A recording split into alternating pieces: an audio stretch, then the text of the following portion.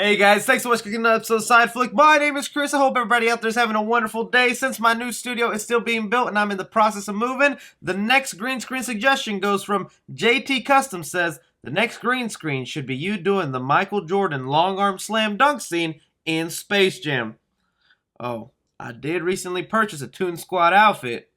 I was gonna do it. Some of the stuff we're going to be talking about here on Side Flick. I'm going to be giving you guys my thoughts on the latest trailer for The Purge entitled The Forever Purge, since the trailer just went ahead and dropped. Set photos from the Flash movie and even more details on the set of The Flash that get me really excited. And of course, talking some Space Jam where a famous cameo that everyone's been asking for has finally been confirmed. That along with so much more. So many of you guys give me your opinions down below, but also be hitting that subscribe button if you're enjoying all the movie content I bring y'all way. Really happy you guys are enjoying the temporary green screen right now. Don't forget to leave your suggestions for the next couple of videos on what I should put back there. Alright, so one of the first things I wanted to bring up here is, you guys know I've been really excited for a little film called Spiral from the Book of Saul that is releasing in theaters this weekend. Only in theaters. I know in the pandemic era, some people think we still get movies sent to streaming or VOD. This will be one of those movies that you can only watch in theaters when it's first released. And well, they did go ahead and release the first 3 minutes of the movie online. Now, I would love to give you my opinion on it and tell you what I thought about it, but I did not watch it. And the reason for that, though, I'm seeing the movie in a couple days this Thursday, and I'm going to have a review for you guys, so be tuned for that. So I really did not want to go ahead and watch the first 3 minutes if I'm going to do it in a few days. I can wait. But if some of you out there are skeptical about this movie and don't know if you should go and check it out, check out these first 3 minutes because I've been hearing really great things about it. And even then, some of the early reactions online from people that have seen it say this is the best Saw film they've made since the first Saw movie. Those are some fighting words, and I hope it's true when I see this movie because rewatched that Saw franchise and man, it went downhill fast. So if you were someone who watched the first 3 minutes of Spiral from the Book of Saw, what did you think of this opening? Are you going to be checking out the movie in theaters? Or nah, you ain't about that life. But now diving into the latest trailer for a horror movie that was just released, and that is the Forever Purge Trailer. I gotta admit, the Purge franchise I am hit or miss on. Some of the movies I do enjoy, some of them I think are crap fest, and I'm like, why did they try with this franchise? And with this one said to be the last one, I was very curious to see what they do with it. And I gotta tell you, this trailer freaking won me over. I think it actually looks pretty damn good, unique in a way, almost feels kind of fresh, especially the damn Purge outfits. I don't know, it's because I'm from Texas and I'm used to seeing these hats everywhere, but I really like the look and feel of this movie. It doesn't really feel like some of these Purge films. So for the main premise of this one, it looks like the day after the Purge, a whole bunch of people have decided to continue purging even past the limit, creating almost a chain effect where everyone else will follow suit, and now we are just living in a forever purge. We're going to follow these cast of characters who seem to be on their way to Mexico for salvation. Ain't that funny and ironic? But I gotta admit, the action looks good. I like some of the creepiness in here. I get kind of a Saw vibe with some of these traps and situations that they're being put in. So this is a for sure treasure in my book, but I've been burned before with a trailer I thought was good, and then a film turned out being bad. What did you guys think of the trailer for The Forever Purge? Will you be watching this one, or do you think, nah, not for me? Moving on to the Flash movie with Ezra Miller. You guys know I've been getting pretty high for this movie because of the involvement of Michael Keaton's Batman in this film that we've already gotten confirmed he is a part of it. And well, we've recently started getting set photos on the set of the Flash movie where it seems to be Wayne Manor, specifically Michael Keaton's Wayne Manor, because don't forget, there's a good chance we will be seeing 2 Wayne Manors in this movie because Ben Affleck's Batman is also part of this damn film. God, I still can't believe we're getting a Flash movie that has 2 damn Batman in it. Now, these photos were really nice just to know that the Flash is finally filming and things are going down. Some interesting stuff that was happening on set here is lots of smoke started appearing on the set, like if some sort of fire was going to be going down on Wayne Manor. And then there was this mysterious figure in a trench coat that everybody is wondering and losing their minds. Who the heck is this man? Is it Michael Keaton? Is it a villain who set the Wayne Manor on fire? He seems to have a really long beard, so I'm curious to see what this guy's involvement is in the Flash movie. But the other detail that, thank freaking goodness, because I've been waiting for this confirmation, is that the Flash movie is looking to rebuild Tim Burton's Gotham City for this film.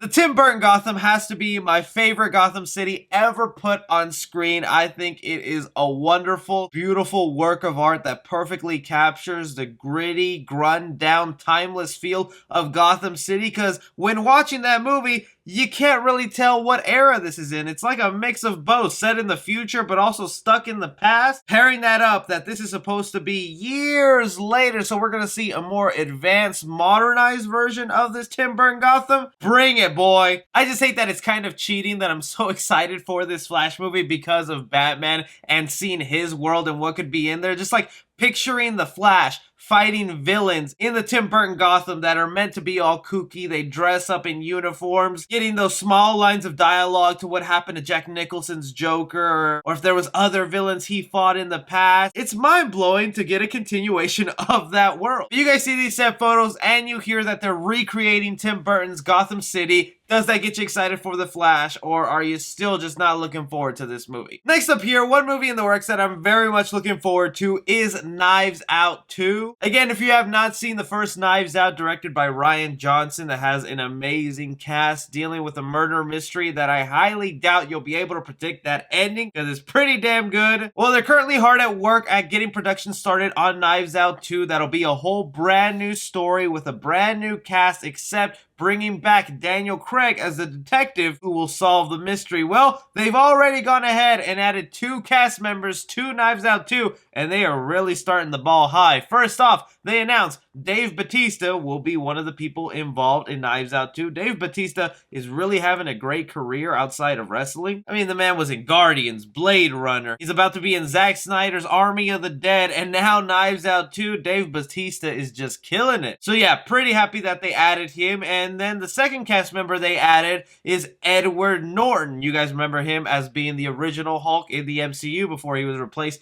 by Mark Ruffalo. Edward Norton is an extremely talented actor. I think he'll definitely bring something to the table here, and if this man isn't the killer, then I don't know who will be. So these 2 cast members, really great starts for Knives Out 2. I'm just curious to the story, what the mystery will be this time, and if they're gonna get my boy Tom Holland in there just to piss some of y'all off.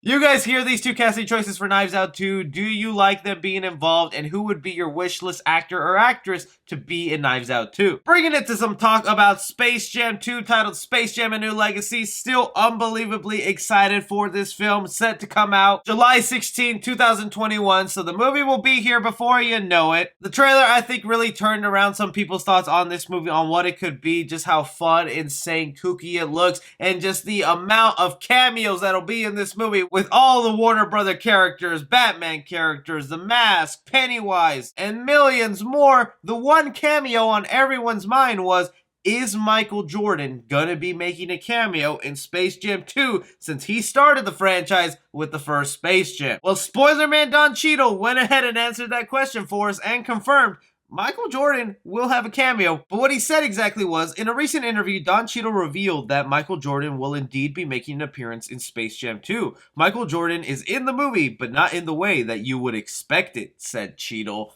What the hell did that mean? Alright, so that could be 2 things right there. One, it could actually be physical, real-life Michael Jordan who agreed to do a cameo for the movie, but because of the way Space Jam 2: A New Legacy is working now, it could be that the Looney Tunes and the Toon Squad go into the physical movie of Space Jam, where they meet that character of Michael Jordan instead of real-life Michael Jordan, which is probably why Bugs Bunny at one point was wearing the Toon Squad jersey in the trailer, is because they were in the Michael Jordan movie Planet, just like they had a Planet for all these other movies. So they'll probably meet an exaggerated version of Michael Jordan. That could be what they mean right there. The other thing that they probably mean, which will most likely be the real case since they couldn't get real Michael Jordan, because I can see him saying, yeah, no thank you, I don't want to be in a movie with LeBron James, is just like they're doing with all the other millions of cameos of The Mask, Pennywise. They have gotten just random no-name actors to portray them.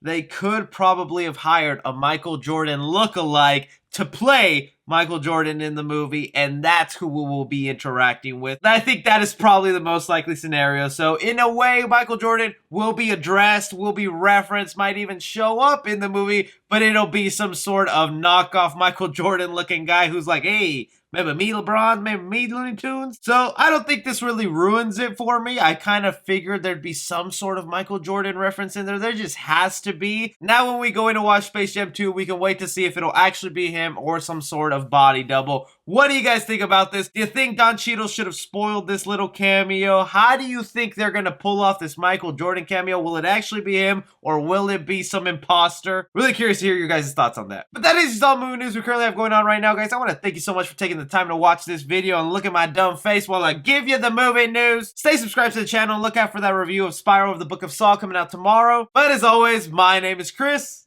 Take care.